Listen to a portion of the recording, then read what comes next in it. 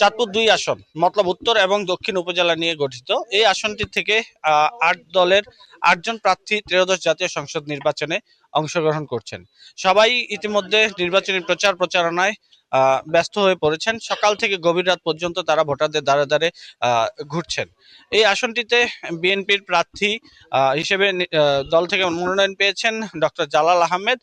এছাড়াও এই আসনটিতে ১১ দলীয় যে ঐক্য আছে সেই ঐক্য থেকে এলডিপির মহাসচিব বিল্লাল হোসেন মিয়াজি কিন্তু এই নির্বাচনে ত্রয়োদশ জাতীয় সংসদ নির্বাচনে প্রতিদ্বন্দ্বিতা করছেন। এছাড়াও ইসলামী আন্দোলন সহ আহ, অন্যান্য দলের প্রার্থীরাও এখানটাতে প্রচার প্রচারণা চালাচ্ছেন। আমার সাথে এই মুহূর্তে আছে এলডিপির মহাসচিব বিল্লাল হোসেন মিয়াজি। আমি জানতে চাইবো তার কাছে যে নির্বাচনী পরিস্থিতিটা আসলে কেমন দেখছেন, কোনো প্রভাব বিস্তার করছে কিনা অন্যান্য দলের। বিসমিল্লাহির রহমানির রহিম। চাঁদপুর ২ মতলব তথা ৫ লাখ অধিক ভোটারকে আমি ১১ দলীয় জোটের পক্ষ থেকে জানাই সংগ্রামী সালাম, শুভেচ্ছা, অভিনন্দন। আমি গত ২৯ তারিখের পর থেকে মতলবে প্রতিদিন প্রতি ঘন্টায় ঘুরছি।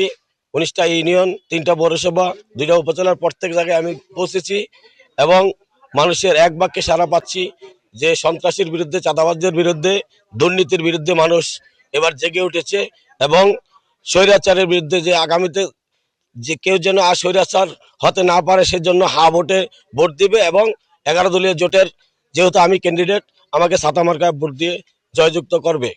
লেভেল প্লেইং ফিল্ডটা কেমন দেখছেন? লেভেল ফিল্ড এখনো আমি মোটামুটি ভালো দেখছি, কিন্তু কিছু কিছু জায়গায় আমার বিভিন্ন নেতাকর্মীদেরকে হুমকি দামকি দিচ্ছে এবং ভয়ভীতি দেখাচ্ছে। আমি চেষ্টা করছি, প্রশাসনের সাথে যোগাযোগ করেছি, ওনারা এটা দেখবেন এবং আমার প্রতিদ্বন্দ্বী যারা প্রার্থী আছেন, যে প্রার্থী আছেন তার কাছে আমার অনুরোধ থাকবে যাতে এই মানে আচরণবিধি লঙ্ঘন না করেন এবং পরিবেশটা যেন শান্ত সুষ্ঠু থাকে। আমরা ১২ তারিখে যেন যার ভোট সে দিতে পারি এবং নির্বিঘ্নে যেন আমরা ভোট কেন্দ্রে যেতে পারি এবং ভোট শেষ হওয়া পর্যন্ত যেন আমরা একসাথে কাজ করতে পারি। যেমনটা বলছিলেন, প্রতিপক্ষ প্রার্থী যিনি আছেন তার বিরুদ্ধে নানা অভিযোগ আছে। তিনি প্রত্যাশা করছেন আগামী ১২ তারিখ যে ভোটের দিন, সেই সময়টা পর্যন্ত তিনি আইন শৃঙ্খলা বাহিনী যারা আছেন তারা হয়তো পরিস্থিতি নিয়ন্ত্রণে রাখবেন এবং সুষ্ঠু মতো ভোট কেন্দ্রে যেতে পারবেন। চাঁদপুর ২ আসন থেকে এই ছিল আমার কাছে নির্বাচনী প্রচার প্রচারণা নিয়ে সর্বশেষ।